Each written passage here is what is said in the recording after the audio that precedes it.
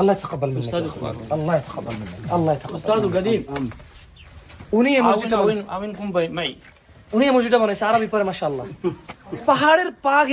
পাহাড়ের গা ঘেঁষে যে রাস্তাটা গেছে ওই রাস্তার ঠিক পাশ ঘেঁষে একটা ভিটার পাশে এই মসজিদ। একটু যদি ভিতরে দেখেন, একটু আসেন তো, দিকে আসেন।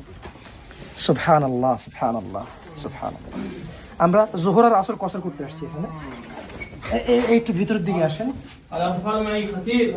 এটা হচ্ছে মসজিদ, অথচ আল্লাহ সুবহানাহু ওয়া তাআলা আমাদের এসি দিছে, ফ্যান দিছে, লাইট দিছে, বিল্ডিং দিছে, সিরামিক দিছে, কার্পেট দিছে, সুন্দর মাইকে সুন্দর ইমামের তেলাওয়াত করে পড়ে শোনায়।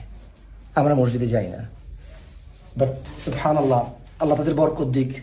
তারা এই পাহাড়ের গা ঘেঁষে পাহাড় কেটে এই মসজিদ তারা তৈরি করেছে, যেটা অত্যন্ত জীর্ণ শীর্ণ অবস্থা। আমার মনে হয় এটা অনেক উন্নত ওদের জন্য, এটা অনেক উন্নত। বিল্লাহ আলাইক আল্লাহ